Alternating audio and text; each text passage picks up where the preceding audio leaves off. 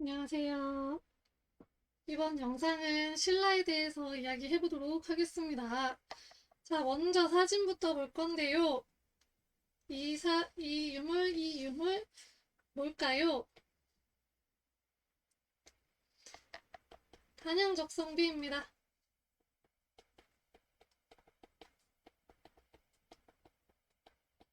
단양적성비는 진흥왕의 시대를 알 수 있는 유물이라고 보시면 되고요. 이 이전에는 이제 부채제가 계속 유지가 되고 있었기 때문에 어떤 결정을 할 때 왕이 단독으로 결정을 할 수가 없었어요. 그래서 귀족들, 신라는 육부가 있었잖아요. 이 육부의 귀족들이 같이 이제 회의를 해서 왕도 여기서 같이 속해서 결정을 했던 건데, 여기서 보여지는 거는 진흥왕 때에 이르러서는 왕이 단독으로 하교를 했다라는 것을 보여주는 대표적인 유물이고요. 그만큼 왕권이 강해졌다라는 것을 보여주는 유물이기도 합니다. 다음 사진. 이거 진흥왕 첩경비고요.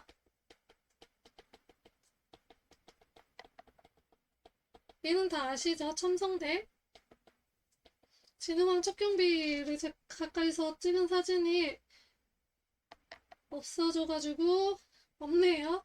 그리고 첨성대가 요 앞에서 찍은 사진이 있기는 한데요. 여기 사람들 보이시죠?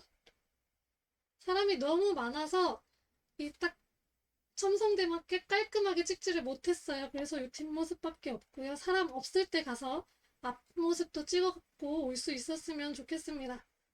다음, 자, 요거는요.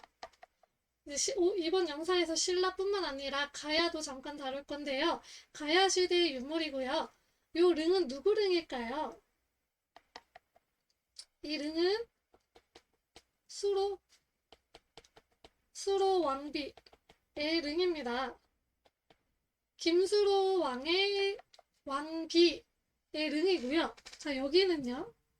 자, 확대해서 보시면 이게 수로 왕비릉 앞에 있는 거거든요.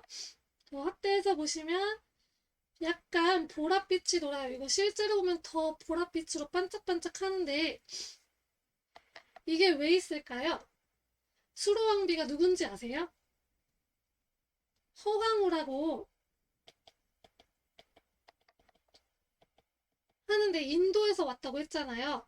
그 인도 사람이라고 해요. 그래서 인도에서만 나는 그런 보라색 보물이 박혀있는 그거를 들고 왔다고 해요. 그게 이제 여기 이 증거물로 남아있는 거기 때문에 이렇게 수로 왕비릉 앞에 이런 보라색 보석이 반짝반짝하는 돌로 쌓은 탑이 있는 겁니다.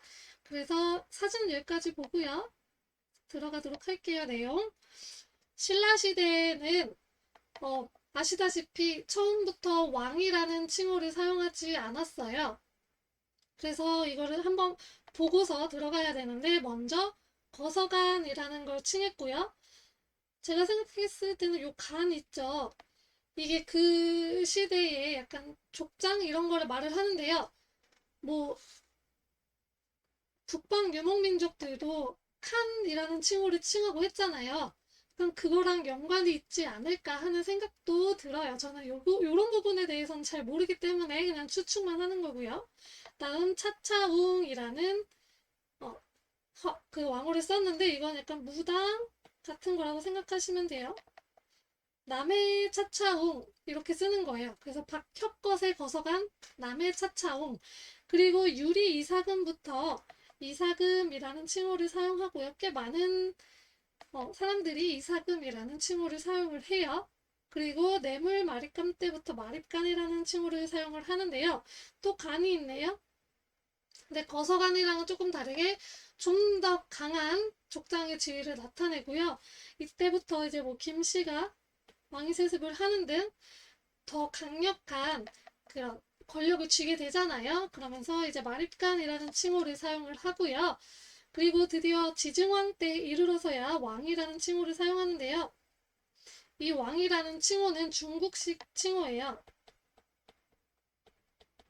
그래서 이때부터 이제 좀 더 중국의 그런 중앙 집권 체제를 받아들여서 좀 더 강력한 중앙집권적인 국가를 만들었다라고 이해하시면 되겠습니다. 자, 그러면 왕들 볼게요. 유리 이사금은요, 육촌을 육부로 이제 재편성을 해요. 그래서 조금 더 이제 귀족적인 특징을 갖게 되는 거고요. 이때부터 이사금이라는 칭호를 사용합니다. 그리고 뇌물 마리칸 때 가면요, 낙동강으로 유역을 확장을 하고요. 그 진안들도 12개의 소국이 있었어요. 신라가 마한, 진안, 변안에 진안에서 이제 발전을 한 사로국이잖아요. 사로국이 이제 신라로 발전을 한 건데, 이때 이제 낙동강 유역으로 확장을 하면서 진한에 있던 여러 가지 소국들을 정복을 하게 됩니다. 그리고 이때부터 김씨에 의한 왕위 세습이 이루어지고요. 원래 이전까진 그러면은 어떻게 돌아갔어요? 박석김이 박혁거세의 박시구, 중간에 탈해 왕이 있는데 걔가 탈해 이사금인데요. 탈해가 석씨예요. 그래서 박석김 돌아가면서 하다가 뇌물 마리칸 때 이르러서야 김씨가 왕위 세습을 하게 됩니다. 그리고 이 당시에 그 중국이 위진 남북조 시대로 갈라져 있었다고 고구려 영상에서 말씀드렸잖아요. 그 중에서 북중국에 있던 전진과 수교를 하게 됩니다. 그리고 고구려와 어떠한 관계를 맺게 되는데 어떤 관계일까요? 당시에 신라의 가야와 외의 연합군이 쳐들어오게 됩니다. 그러면서 신라가 고구려에다가 요청을 하게 돼요. 그래서 고구려의 광개토대왕이 도와주러 오고요. 이때 광개토대왕이 도와주고 나서 내정 간섭을 좀 심화하게 되면서 고구려와 그런 좀 내정 간섭의 관계가 맺어지게 되고요. 이것을 보여주는 유물로는요, 호명 그릇이 있습니다. 그리고 나서 이제 눌지 마리칸 시대가 되면요, 나제 동맹을 맺게 되는데 이때 백제 왕이 누구였어요? 비유왕이죠. 비유왕과 나제 동맹을 맺어서 고구려의 남진, 고구려가 남쪽으로 막 내려오는 남진에 대비를 하게 되고요. 눌지 마리칸 시기 가면 신라는 이때 가면 이제 왕위의 부자 상속이 확립이 됩니다. 그리고 소지 마리칸 시대에서는 이 나제 동맹을 더욱더 강화해서 결혼 동맹을 맺게 되죠. 이때 백제 누구? 동성왕이었죠. 백제 동성왕과 이 신라에 있던 이찬이라는 그 관직을 가진 비지라는 사람의 딸과 동성왕이 결혼을 하게 되면서 결혼 동맹을 맺게 됩니다. 그리고 지증왕 때 가서야 왕이라는 칭호를 쓰고요. 이때 이제 신라라는 그 국호를 정하게 되는데요. 신라라는 국호를 처음 쓴 거는 아니고요. 이 이전에 원래 이제 사로국에서 발전을 했기 때문에 좀 다양한 국호를 혼용해서 썼다고 해요. 뭐 사로국도 쓰고 신라도 쓰고 여러 가지를 썼는데 그 중에서 신라를 택한 것이고요. 지증왕 때 가서야 순장을 금지하고 우경을 장려합니다. 순장은 왕이 죽으면 이제 왕을 모시던 신하나 이런 사람들을 같이 죽여서 묻었던 것을 이야기하는데 이거 사실 살인이잖아요. 그리고 이게 엄청난 노동력의 손해도 보는 거잖아요. 노동을 해야 되는 사람을 죽인 거니까 국가 차원에서도 좀 손해가 막강했고 너무 이제 미개한 풍습이기 때문에요. 순장을 또 금지하고 우경을 장려했다는 것은 이 우는 소를 얘기하잖아요. 소예요, 소. 그래서 그 당시에 이제 농업을 해야 되는데 여러분들 아시죠? 소 이렇게 곱비 걸어놓고 소를 통해서 밭을 이렇게 갈게 한 거. 이게 밭을 가는 이유는 흙을 한번 이렇게 뒤엎어줘야지 그 안에 있던 그 흙의 영양분들이 고루고루 이제 섞이게 되면서 땅이 비옥해지는 얻게 되는 거거든요. 근데 이게 사람의 힘으로만 하기에는 좀 힘들잖아요. 그래서 소를 이용해서 이 땅을 이렇게 가는 우경이라는 것을 장려하게 되고요. 그리고 지증왕 때에 영의 냉수립이라는 그 비석이 있는데요. 아까 사진에서 봤던 단양 적성비하고는 좀 다르게 공동으로 판결했다는 것을 알 수가 있습니다. 그래서 이때까지는 왕권이 그렇게 강하지 않았구나 라는 것을 보시면 되고요. 그리고 이때 되게 중요한 일이 일어나죠. 우산국을 복속을 하면서 거기에 딸려있던 우산도라는 지금 독도예요. 요거까지 같이 복속을 하게 돼요. 그래서 이때부터 독도는 우리 땅이 된 겁니다. 자, 다음 버풍왕 때 여러 가지 일을 하게 되어 신라의 약간 체제를 정비한 왕이라고 보시면 됩니다. 버풍왕 때 병부를 설치해서 군사권을 확보를 하고요. 불교를 수용을 합니다. 이 불교 수용에 되게 유명한 일화가 있잖아요. 이차돈이 순교를 하게 되죠. 이차돈이 왜 순교했어요?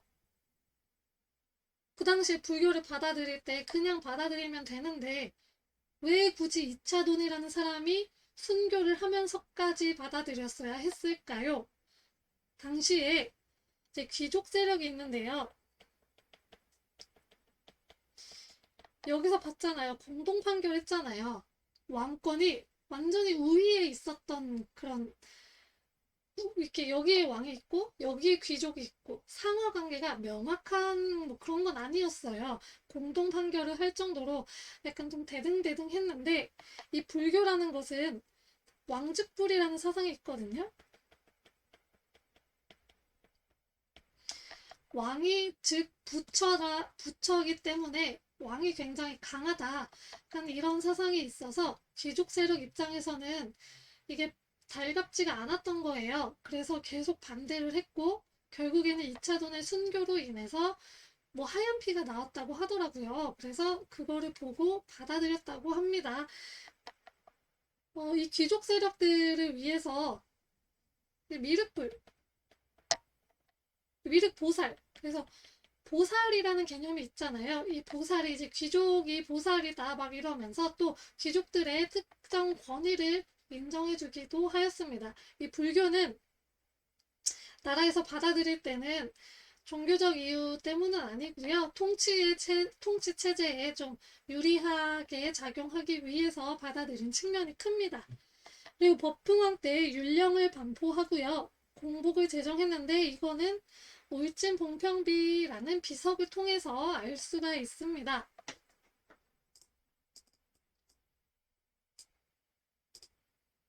자, 그리고요. 상대등이라는 것을 설치를 하는데요. 이러면서 점점 이제 원래 공동으로 회의를 했었잖아요. 상대등은 귀족 회의의 대표를 이야기하는데 얘가 왕 대신에 참석을 한 거예요. 그래서 왕은 귀족회의에 참석을 하지 않고 드디어 참석을 하지 않아요. 이 상대등이 귀족회의 대표로 참석을 하고요. 그래서 이 상대등을 통해서 왕은 그 보고를 받는 거죠. 그러면서 왕권이 더 강해졌겠죠. 이런 상대등을 설치를 하고 그리고 연호를 사용합니다. 연호는 그 이전에 고구려 영상에서도 말씀드렸다시피 이거는 황제들만 사용하던 거였어요. 이거를 버풍왕 또한 사용을 하고요. 그리고 대가야. 당시 이제 가야가 이제 가야 때 이야기 할 건데 아까 가야하고 외하고 연합해가지고 신라 공격했다고 했잖아요. 그때 가야는 금관가야가 주도권을 잡고 있었는데 광개토 대왕이 침입을 하면서 금관가야의 세력이 약해지고 대가야가 가야의 주도권을 잡게 됩니다. 그러면서 이제 법통왕 시기에는 대가야하고 결혼 동맹을 맺게 됩니다. 그리고 진흥왕 때에 이르러서는 이제 거칠부를 시켜서 국사라는 역사책을 편찬도 하게 하고요. 아까 봤던 것처럼 단양적성비를 작성해서 여기에서 보여지는 것처럼 단독으로 하교를 하게 됩니다. 그리고 진흥왕 또한 연호를 사용하고요. 그리고 진흥왕 때 또 그 사회상을 알 수 있는 비석 중에 하나가 명할산성 작성비라는 비석이 있어요. 이 비석을 통해서 지방 통제를 강화했다는 것을 알 수가 있고요. 그리고 진흥왕 때 한강 유역을 차지하는데 이때 백제 누구예요? 백제 무순왕? 성왕이었죠. 백제 성왕과 이제 동맹을 맺고 한강 유역을 차지하는데 이때 이제 고구려의 그런 얘기를 듣고 좀 뒤통수를 쳐서 한강 유역을 독차지하게 되죠. 이 전투를 관산성 전투라고 이야기하죠. 그리고 진흥왕 때는 드디어 대가야를 정복하면서 가야는 영원히 신라에게 이제 속하게 되고 가야라는 나라는 없어지게 됩니다. 그리고 진흥왕 때는 순수비라는 것을 건립을 하게 되는데요. 요거는 이제 진흥왕이 계속 영토 확장 정책을 펼치거든요. 그러면서 자기가 영토를 수복한 곳에다가 이 비석을 세우면서 증명을 했던 겁니다. 그리고 진흥왕 때는 불교를 진행을 하는데요. 법흥왕 때 불교를 받아들여서 이 불교를 왕권 강화에 더욱더 강하게 이용을 하게 되는데 자신 스스로 전륜성왕이라는 것을 칭하게 돼요. 이거는 뭐냐면 인도에 아소카 왕이라는 왕이 있었어요. 이 인도가 불교가 처음 생긴 나라잖아요. 그래서 이 아소카 왕이 전륜성왕이라는 것을 칭하게 돼요. 그러면서 진흥왕이 자기도 전륜성왕이다 라는 것을 칭하게 되고 그러면서 지은 절이 바로 황룡사입니다.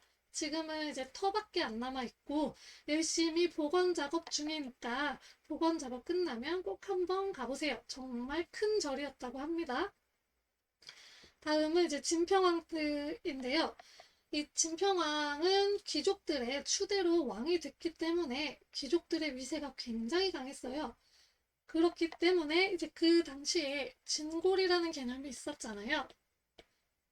그 골품제의 가장 최상위에 있는 진골이라는 개념이 있었는데 이때 이제 성골이라는 것이 탄생을 하게 됩니다. 그러면서 귀족의 피가 하나도 섞이지 않은 순수한 왕족인 거죠.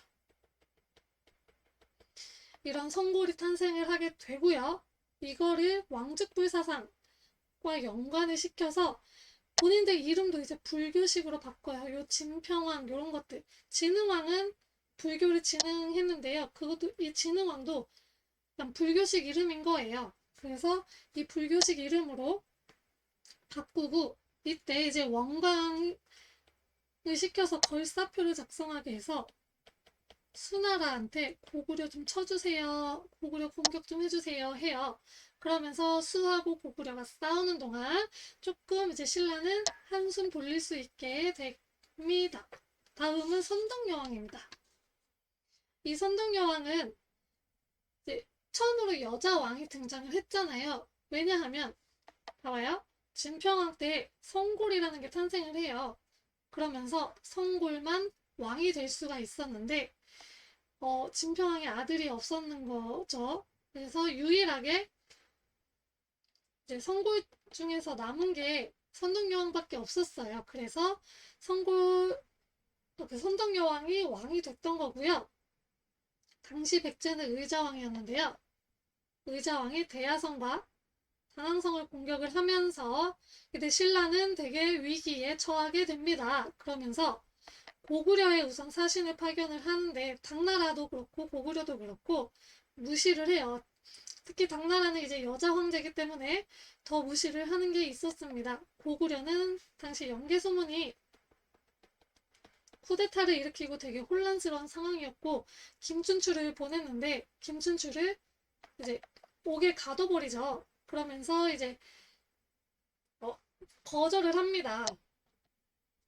그러면서 이제 조금 위기에 처하게 되고요, 신라가. 그리고 이때 이제 직위삼사라는 것이 있는데요. 이게 이제 선덕여왕이 여자 왕이잖아요. 그러니까 여기저기서 무시를 당해요. 이 비담 연종의 반란 또한 얘가 여자 왕이라서 일으킨 반란이거든요. 여자 왕은 정치를 잘 할 수 없다 이런 이유에서 일으킨 반란인 건데 이 직위삼사라는 게 선동여왕이 예언의 능력이 있다 이러면서 좀 여왕으로서의 그런 낮아진 권위를 높이기 위해서 만들어낸 이야기라고 보시면 됩니다. 그리고 자장이라는 승려의 건의로 황룡사 9층 목탑을 설치를 하는데요. 이것을 설치를 하면 9개국이 항복해서 뭐 조공을 바칠 것이다 라고 이야기를 하면서 황룡사 9층 목탑을 설치를 합니다. 이게 목탑이기 때문에 여지껏 남아있는 건 없고요. 이것 또한 황룡사와 함께 복원 작업에 있으니 복원 작업이 끝나면 가서 보시도록 하세요. 다음 진덕여왕인데요. 진덕여왕도 성골이 남아있는 성골이 없어서 진덕여왕이 이제 왕으로 올라선 거고, 자 이때 김춘추가 고구려에서 무사히 돌아옵니다. 그리고 당나라에 김춘추를 보내서 나당동맹을 결성을 하고요. 이 나당동맹은 결성을 하면서 이제 대동강, 그 당시엔 폐강이라고 했는데요. 요 이남 지역, 남쪽의 영유권을 확인받고 나당동맹을 이제 맺게 돼요. 대동강은 지금 평양에 있잖아요. 거기 밑에의 영유권을 인정을 받아요. 그러면서 나당동맹을 결성을 하게 되고 진덕여왕 때 그러면서 친당 노선을 펼치게 됩니다. 그러면서 당의 의관제를 도입하고요.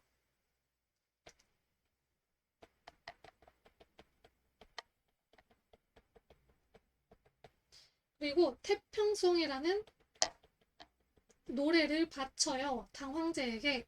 그리고 당의 연호를 사용합니다. 이런 친당 노선을 펼치고 왕권 확립 또한 하는데요. 근데 이제 김춘추하고 김유신이 많이 도와주죠. 이 왕권 확립은 이제 그 신하들에게 아홀이라는 이렇게 뭐 이렇게 쥐는 게 있어요, 손에. 요거를 갖고 있게 해요. 이게 이제 신하들이 갖는 건데 이제 조회할 때 있잖아요. 왕하고 신하들하고 조회할 때 이것을 꼭 갖고 오도록 하고요. 그리고 신년하정이라는 의례를 합니다.